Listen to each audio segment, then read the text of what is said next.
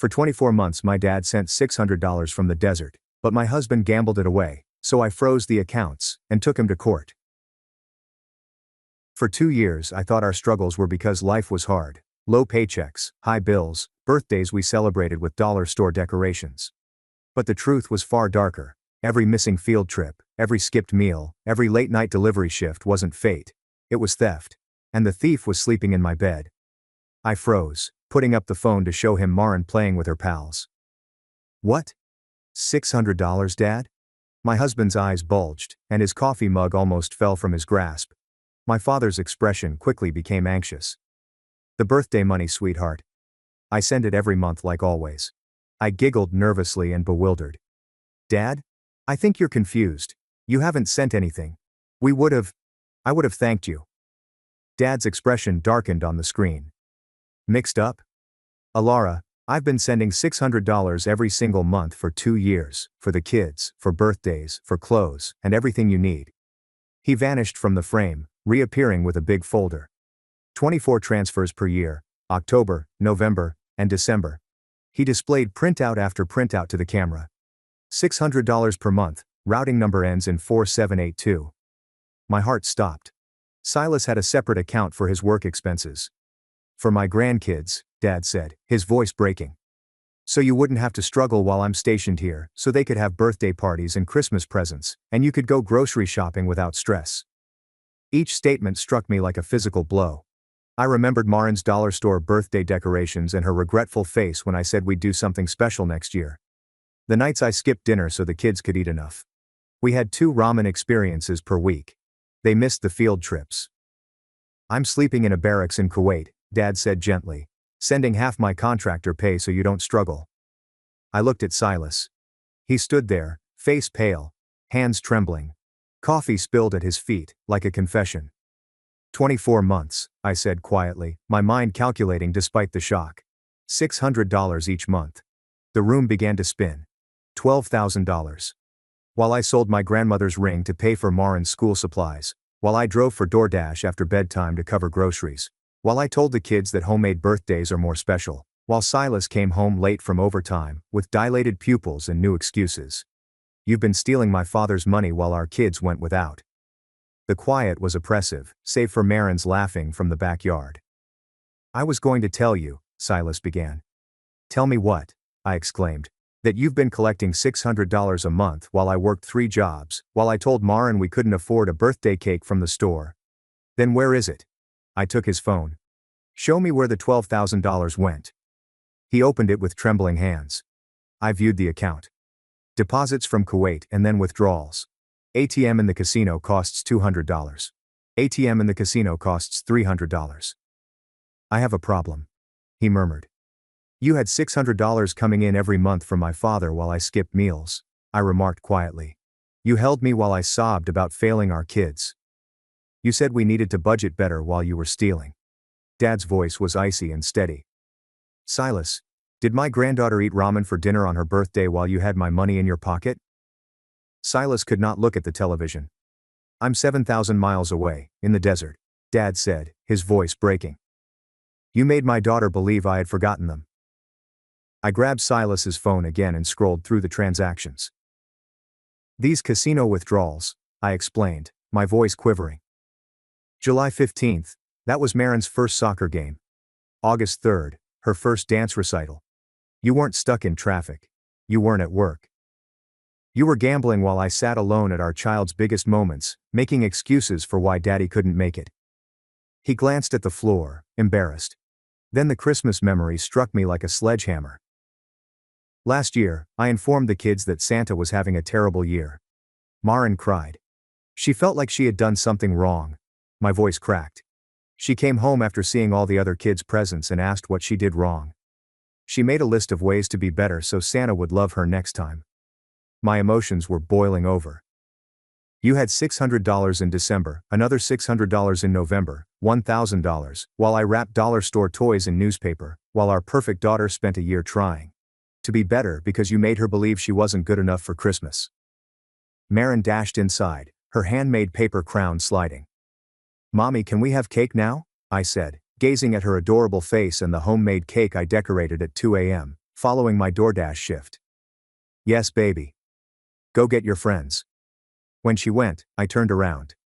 $600 a month for 2 years while your daughter wore shoes with holes, while your son couldn't play soccer. While I skipped lunch every day to save $5. Dad's voice pierced through like a dagger. I'm on the next flight home. Emergency family leave. 24 months of wire fraud, Silas. Silas's face became gray.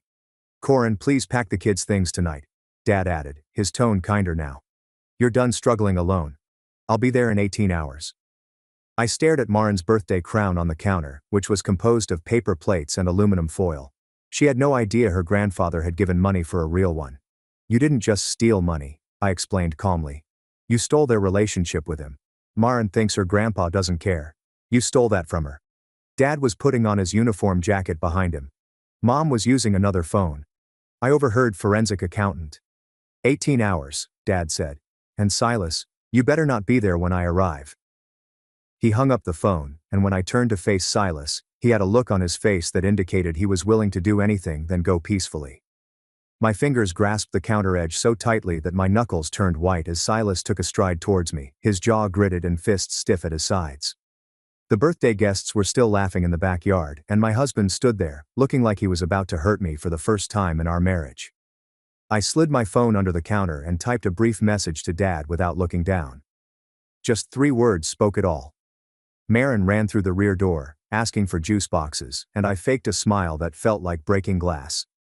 Silas went back into the corner as I took the beverages from the fridge and presented them to her, shaking hands. She bounced back outdoors, oblivious that her entire world was about to change forever. My thumb discovered my neighbor's phone number, so I texted her to see if she was home, just in case I needed to get the kids out quickly. She quickly responded that her door was open if we needed anything, and I felt a little less alone. Silas looked at me with those calculating eyes that said he knew precisely what I was doing. Parents began arriving to pick up their children, and I accompanied each one to the door with fake cheerfulness while Silas remained in the kitchen. The last mother had finally taken her son, and I locked the door behind them with deliberate slowness, knowing what was coming next. Silas instantly began ranting about how I didn't understand and how he was going to repay it, but I held out my hand to stop him. I took out my phone and pressed the record button, placing it on the counter between us, where the red light flashed as a warning. He began pacing the kitchen, alternately blaming his work stress and pledging to get assistance tomorrow if I gave him another chance. I let him talk while the phone captured every excuse and justification he gave. When he finally acknowledged to stealing the money but claimed it was only borrowed, I felt my stomach turn but kept my face totally neutral. When the kids walked in and asked about dinner, I told them we were having a special sleepover in Mom's room tonight, which sounded like an adventure. They were delighted about camping in my bedroom, so I helped them assemble their stuffed animals and blankets while Silas observed from the doorway.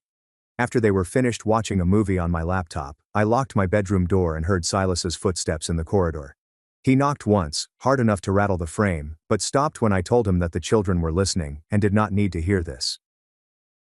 I contacted the non-emergency police line from the bathroom, using the running water to conceal my voice. The operator listened as I described the event and provided me a report number, stating that an officer might conduct a drive-by if I felt unsafe. Her soothing voice helped to soothe my nerves, even though my hands shook as I scribbled down the case number. My phone rang with a text from Dad, displaying his flight information, and stating that he'd arrive at 2 p.m. Tomorrow a rental automobile has already been reserved. Mom messaged separately, saying she'd found a forensic accountant who specializes in financial abuse cases and could begin documenting everything right away. Knowing that they were both mobilizing in different directions, let me feel less trapped in this nightmare. I hardly slept that night. Getting up every hour to check the door locks and look at the kids sleeping soundly in my bed. Around 3 a.m., I heard Silas moving around in the garage, so I grabbed my phone to record the time and what I heard. The garage door opened and closed twice. Then his pickup began, and idled for 20 minutes before he returned inside. I typed everything into my phone notes, producing a history of his actions that would be useful later as evidence. By sunrise, I had typed down a complete timeline of the previous 2 years, including every late night, missed event, and reason for overtime. The kids awoke at their usual hour, and I got them ready for school as if nothing had happened, keeping their pattern intact. Marin inquired why we had a sleepover, and I explained that it was simply for fun. While I braided her hair with shaky fingers, I packed their lunches and checked their backpacks as Silas snored on the living room couch. When I walked by to retrieve the kid's shoes, I noticed him splayed down, surrounded by empty beer bottles and cigarette butts. The time of this video call appears weirdly perfect, doesn't it? 2 years of monthly payments, and it just happens to come up at the birthday party, while Silas is sitting there with his coffee. I took photos from 3 different perspectives, making careful to capture the chaos around him while he pretended to want to solve things. The rising sun illuminated the evidence of his priorities perfectly. This dad stole from his own children and drowned his remorse in drink. Marin inquired whether Daddy was unwell, and I assured her he was simply sleepy while I assisted her with her jacket.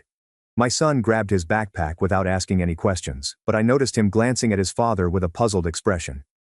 We stepped outside to wait for the school bus, and I gripped their hands tighter than normal, wondering how I'd shield them from everything. The bus arrived, and I watched them mount the steps before driving directly to the bank. My hands shook as I completed the paperwork for my personal bank account. The banker assisted me in switching my job direct deposit, and demonstrated how to transfer exactly half of our joint account balance. I took screenshots of the balance before doing anything, and Silas's half remained undisturbed. Back at home, his car remained in the driveway, and I could hear him snoozing upstairs.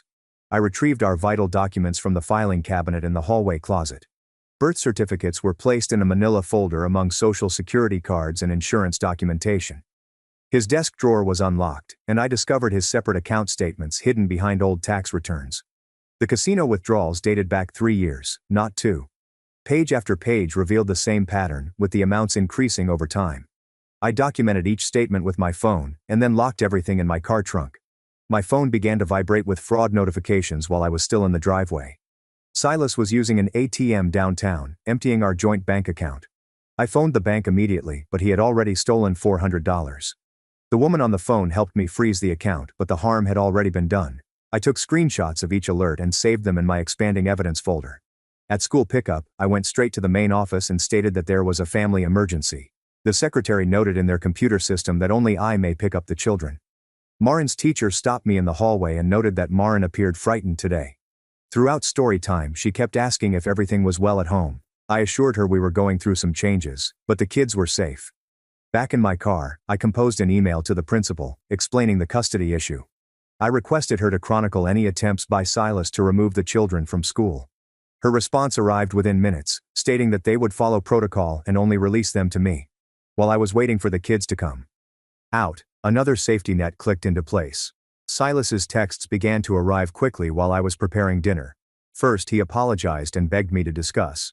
Then he became enraged, stating I was overreacting to certain mistakes. Within an hour, he was threatening to take the kids unless I stopped being dramatic. I screenshotted every conversation, including those in which he used the word take. In 60 minutes, his messages ranged from apologizing to blaming me to issuing threats. I called legal aid and scheduled an appointment with Rose Donnelly for the following morning. She listened to my entire story and promptly began filling out papers for an emergency protective order. She told me the process might take a few days, but I was doing everything correctly. She'd seen this pattern before: theft, gambling, and threats. I spent the rest of the afternoon writing down every detail I could recall, every birthday he missed by claiming overtime while he was actually at the casino, every night I went to bed hungry so the kids could eat while he had money in his pocket, and every field trip they couldn't attend because we couldn't afford the fee. My hand cramped from writing, but putting it all down on paper was like releasing poison from my body. Rose read it and said it was compelling evidence in the custody dispute. Silas realized I had stopped the joint account about dinner time and texted me, accusing me of financial abuse. 20 minutes later, I received notification that he'd gotten a $2,000 cash advance on our credit card. The transaction showed that it took place at the casino ATM, as it always does. I also called to freeze the card, but the funds were already gone. That upped his steal total to $14,000, including my father's money, and now this. Dad called during the children's bath time during his layover in Germany. His voice was fatigued but attentive as he requested updates on everything. When he described Marin's birthday party, his voice cracked slightly. I could hear Mom in the background making lists of what to bring and who to call. They were both in full defense mode, ready to help us reconstruct everything Silas had destroyed. The next morning seemed to drag on forever until, at 2:15 p.m., the doorbell rang, and there was Dad standing on the porch in his dusty contractor clothes with his duffel bag. My legs buckled, and I grasped the doorframe as the children shrieked and dashed past me into his arms. He dropped his bag and grabbed them both, pulling them up and peering over their heads at me with a ferocious expression that indicated no one was going to touch us again. Silas heard the disturbance in the bedroom, and I saw him peek over the corner before slinking back when Dad noticed him. Dad put the kids down and instructed them to go play in the backyard for a while. Then he came directly to the kitchen table and began taking documents from his backpack.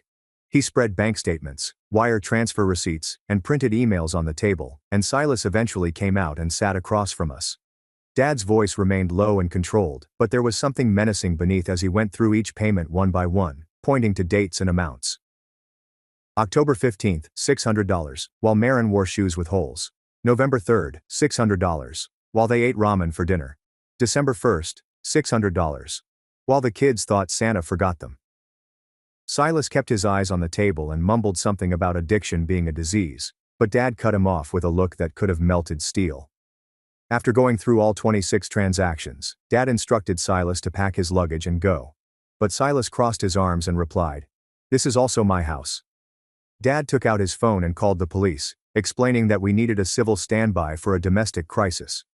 Within 20 minutes, 2 cops arrived and calmly explained to Silas that, while they couldn't force him out permanently tonight, they strongly advised him to pack his belongings and find another place to stay to give everyone time to settle down. Silas grabbed a rubbish bag and began throwing clothes into it, shouting about his rights and how illegal this was. But the officers simply remained there, watching him walk out the door. After they went, I couldn't sit still and certainly couldn't sleep. So I gathered all of the bank statements and began creating a chronology on poster board with 2 columns. On the left I wrote up every challenge we had, every missed opportunity, and every time I had to tell the kids no.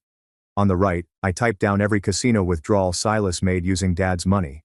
Seeing Marin's missing field trip next to a $200 ATM transaction at the casino made me rush to the restroom and vomit. Dad stayed up with me, preparing pot after pot of coffee and letting me work things out without trying to solve anything. Around 3 a.m., my phone rang, and it was the forensic accountant Mom had hired, phoning from the East Coast, where it was already 6 a.m. She had been working through the night and discovered that the trend was far worse than we had suspected, with Silas's withdrawals occurring within hours of Dad's payments most of the time. She'd also discovered 2 more transactions that we'd overlooked, bringing the total to 26 payments and $13,000 stolen. The theft began 2 months before Dad informed us, implying Silas had been lying and stealing for much longer. The following morning, I traveled to the police station with my poster board chronology and 3 folders of evidence to file a report of theft by fraud. Detective Dorian Vera reviewed my statement thoroughly, asking questions regarding dates and amounts. He provided a case number and said he'd contact me about the following steps, but warned me that these situations take time to develop properly. 2 days later, Detective Vera called again to set realistic expectations, stating that while criminal charges were possible, the prosecutor would have to assess if they could prove intent to deceive because Silas and I were married. He suggested that I prioritize protecting myself and the children in family court first, and then use the criminal case as leverage if necessary. It wasn't what I was expecting, but I appreciated him being honest rather than giving me false hope. That afternoon, I called the school and made an appointment for Marin to meet with Genevieve Duval, a counselor who specializes in assisting children who have experienced familial trauma. She had an opening the next day and informed me that she was trained in age-appropriate techniques for assisting youngsters in processing stressful events. I didn't tell Marin why she was going. All I said was she'd be talking to a wonderful lady at school who helps youngsters deal with their emotions. The next morning, I walked Marin to the counselor's office and waited outside while they spoke, my stomach in knots, wondering what my baby girl would say. After 45 minutes, Genevieve emerged with a portrait of herself, created by Marin, complete with a large X over her body, and the word bad underneath. She stated that Marin had absorbed blame for adult problems, believing she was terrible, which is why Santa did not deliver presents, and Daddy was no longer home. The counselor gave me tools to help reassure Marin without overwhelming her with adult details, suggesting simple phrases like, "Mommy and Daddy's problems are never your fault, and you are loved no matter what." Silas's timing with that ATM withdrawal right when fraud alerts went off appears too convenient. Was he watching the account the entire time? The way he went from regretful to angry to threatening in less than an hour makes me wonder if this is a practiced routine he has used before. That night as the kids slept, Silas texted me, offering to go to rehab and family therapy if I withdrew all legal processes and let him come home right away. The deception was so evident that it made me sick, as he used recovery as a bargaining chip rather than accepting responsibility for his actions. I forwarded the text to Rose at Legal Aid, who responded within minutes, stating that this was normal conduct for someone attempting to dodge punishment, and that I should avoid direct communication going ahead. Dad sat at my kitchen table that evening, his laptop open, reading custody laws while I served the kids mac and cheese. He continued shaking his head and moaning about how the system supported abusers, rather than victims. When the kids left to watch cartoons, he turned the TV toward me and showed case after instance in which gambling addicts were still granted visitation rights. He tightened his jaw when reading about monitored visits and progressive reunion schemes. I knew he wanted Silas completely gone, but courts seldom removed parental rights unless there were serious circumstances. We spent 2 hours going over various situations and safety procedures, marking emergency contacts on my phone, and simulating what to do if Silas arrived. Dad installed recording applications on my phone and demonstrated how to tape everything. The following morning, Rose from Legal Aid called to say she had applied for temporary sole custody and exclusive use of the residence. She sent me an email with 20 pages of forms to examine before our hearing next week. Each page asked for information about our money, housing circumstances, and Silas's conduct. The section on domestic issues made me realize how many warning signs I had overlooked over the years. Rose informed me that despite everything Silas had done, he would eventually face some type of visitation. The idea of giving over my children to him made my stomach turn, but she explained judges nearly always maintain some parental contact. She advised keeping a notebook to record everything that happened from now on. 3 nights later, at 10:15 p.m., a banging on the front door awoke the entire house. Silas's voice resonated across the woods, begging to see his children while slurring slightly. Dad sprang up from the couch where he had been resting and stood by the door, while I grabbed my phone to dial 911. The operator remained on the line as Silas continued to pound and rant about his rights as a father. Marin came downstairs, crying, and I carried her back to her room, telling her everything was fine as my pulse raced. The police arrived in 8 minutes, but it felt like hours. 2 officers spoke with Silas outside, while another collected my statement inside.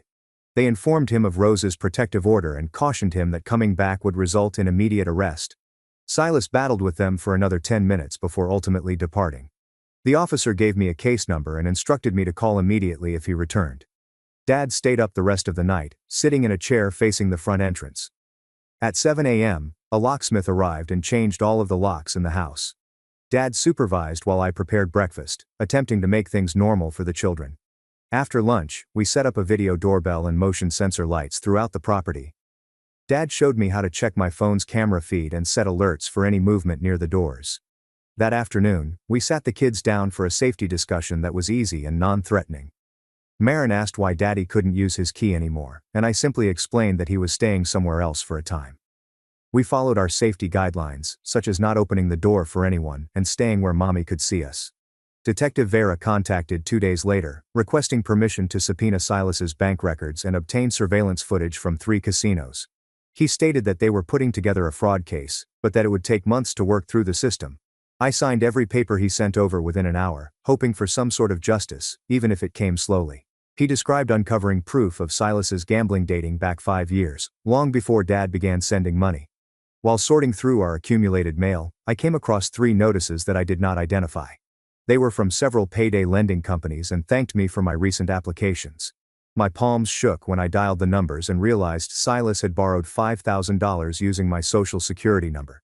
Each company said that the loans were taken out online using my information, but from IP addresses I did not recognize. The fury was so great that I had to sit down before passing out. I spent the next 6 hours on hold with credit bureaus and filed reports for everybody who would listen. Experian came first, followed by TransUnion and Equifax, each of which required the entire tale. The woman at Experian stated that she handles 5 identical situations every week and went me through the process of completely freezing my credit. I filed files with the FTC and the local police, adding to my expanding list of Silas's offenses. Each phone call involved detailing how my spouse stole from my father and using my identity to pay his gambling. The operator from the third payday lending company stated that they would require a police report to investigate the fraud. That afternoon I drove to the station and filled out another report, this time including identity theft.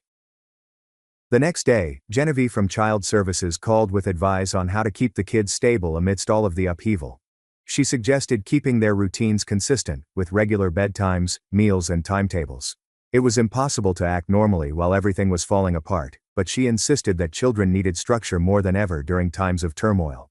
She suggested me specific options, such as stockpiling their favorite foods and continuing our Friday movie night ritual. We would go to the park every afternoon and read the same bedtime stories. 4 days later, I received a call from someone named David Ditt, who claimed to be Silas's new addiction counselor. They added that Silas had enrolled in an outpatient gambling addiction program and wished to discuss appropriate boundaries during his treatment. According to David, recovery is a difficult process that might take years, and most people relapse several times before obtaining stability.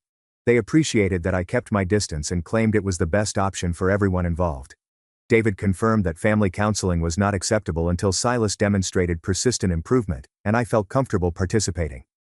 They agreed with my decision to keep the kids apart during his initial treatment phase. David would submit monthly attendance updates, but meaningful change required time and continuous work, which Silas had only recently begun. 2 weeks later, I sat in the courtroom, watching the judge go through the stack of evidence Rose had prepared. The interim custody hearing had finally arrived, after what seemed like an eternity.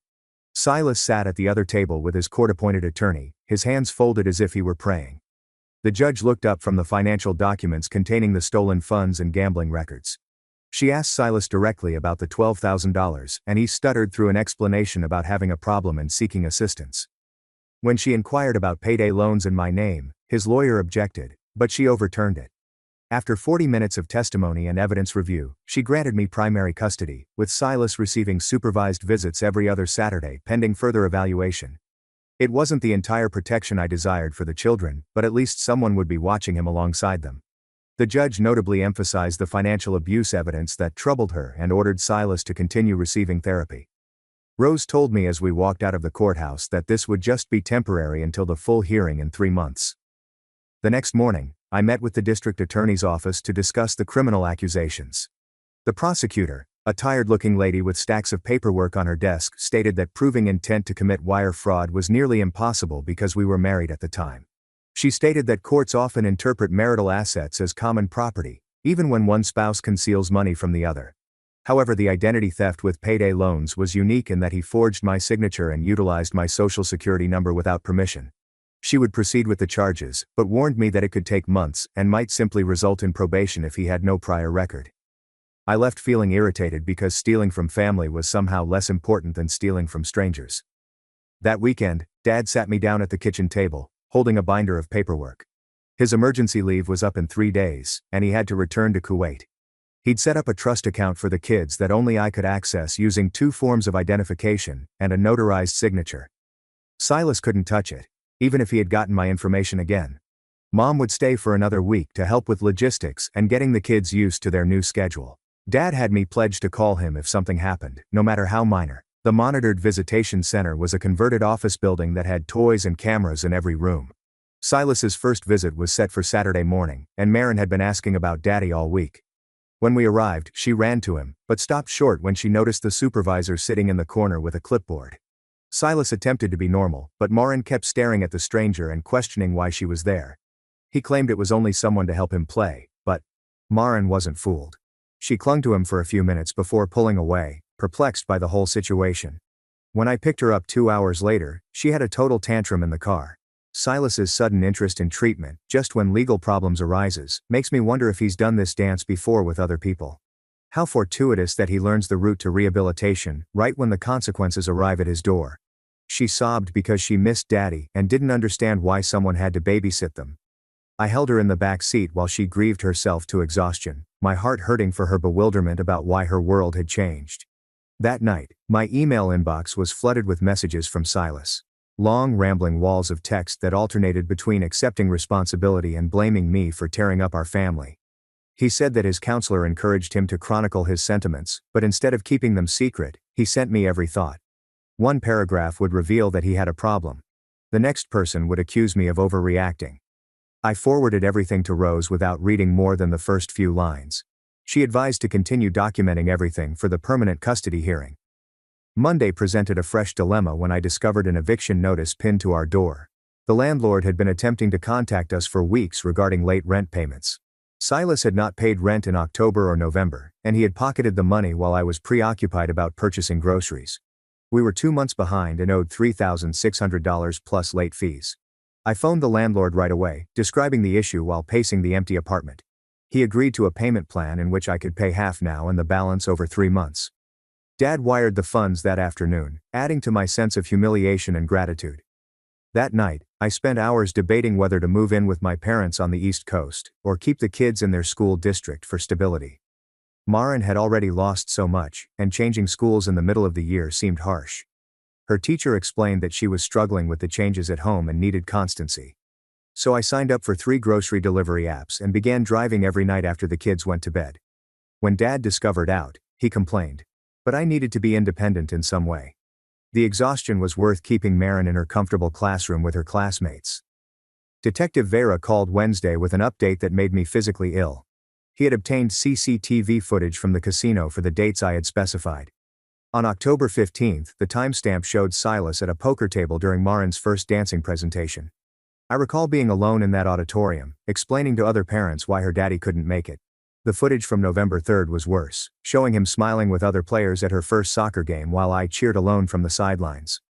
Seeing him enjoying fun while I held back tears at her activities broke something within me that I had no idea could still break.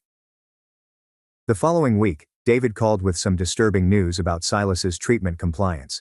He had missed 2 group meetings, and when he did go, he downplayed his addiction and blamed external circumstances. The supervised visitation center also stated that he appeared anxious and distracted during visits, continually checking his phone and cutting them short. David claimed that his behavior indicated that he was still not totally devoted to his rehabilitation. Saturday morning during Marin's soccer practice, I was assisting her in tying her cleats when another parent grabbed my arm. She pointed across the field to where Silas was standing by the fence, watching. My protective order clearly forbade him from coming within 500 feet of the children's activities. I kept Marin distracted with stretches while nervously dialing 911. Other parents created a slight barrier between him and the field. He had already fled by the time police came 15 minutes later, but I filed another report to document the infraction. The officer stated that these reports would be used at the next hearing to demonstrate a pattern of violating court orders. 2 days later, I sat in Rose's office, filling out paperwork for a comprehensive protective order, as she explained how Silas's frequent infractions would help our case.